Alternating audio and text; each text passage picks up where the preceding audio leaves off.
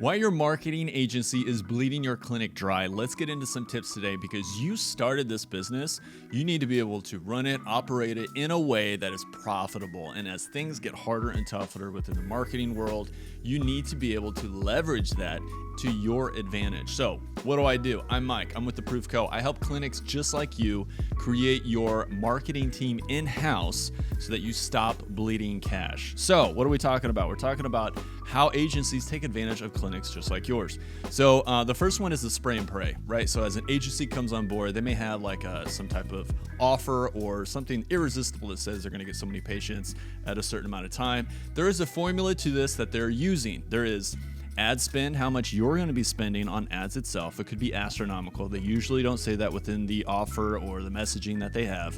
They are then testing and trying a bunch of things out, and that's just a part of the process.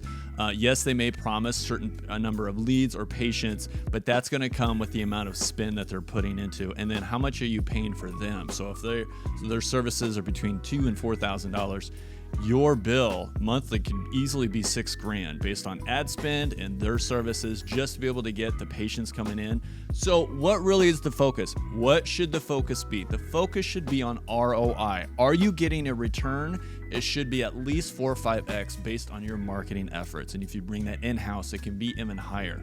So stop falling for the gimmicks of AI, how that's going to change and fix everything, or what these agencies are communicating to you about. It's really getting an agency is they're going to do a fine job or they're going to do a horrible job. There really are no agencies that do a great job because they still have to go in, they still have to test, they still have to try things for your business. Every marketplace is different. And so although it might work on the East and West Coast, you may find in the Midwest that it may not work for you. And so there's definitely going to be a testing process involved. So when they're selling you on how many patients that they can have come in, you need to ask how much ad spend is going to be a part of this. Second thing is locking you into the proprietary system, especially if you're going through their ads account. If they're running ads for you through their account, you do not get to keep the data. Let me say this again. You don't get to keep the data. We should be building our businesses that are our clinics that are continuing to grow and build on a foundation. And if you are running your ads, if they're running your ads through their ads account, through their Go High Level or some other type of lead platform, you do not get to keep that data. And what happens if you try to leave? They're going to rip all that out of there and you then walk away with nothing. We should not be building our businesses this way.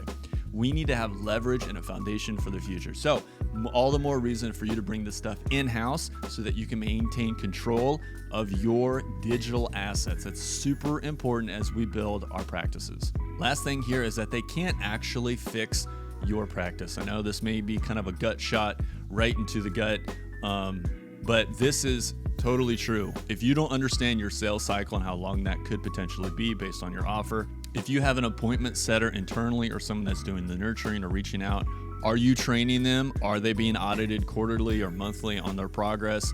Are you being able to maintain your internal team to leverage what you have going forward? If someone's replaced or someone leaves, can you replace them quickly? Can you get them up and trained, up and running as fast as possible? And so being able to fix these problems before you get a marketing agency should definitely be in place. The second thing here is a marketing agency, if you do hire them, and I think it's appropriate for some practices, is you need to learn what they're doing at a very basic foundational level.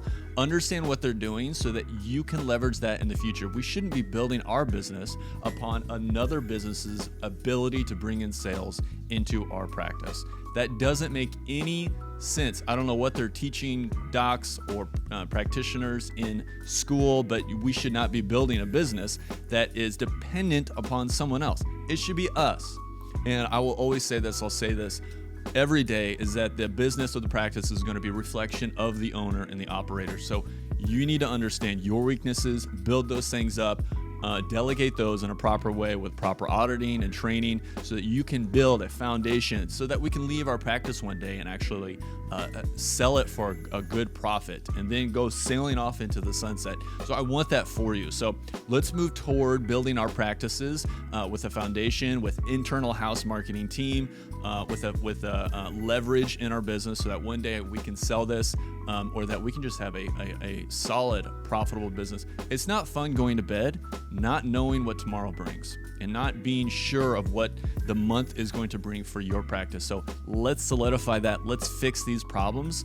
I'd love to have a phone call with you so that we can figure out exactly the thresholds or the bottlenecks in your practice, because it's different for everyone. Let's identify these. Don't just go hire another agency. Identify these problems and bring this marketing concept or leverage into your practice so that you can grow and eventually sell one day. Make sure you hit that follow button so that you can continue to learn how to bring your marketing team in-house into your practice to leverage for the future and continuing to grow.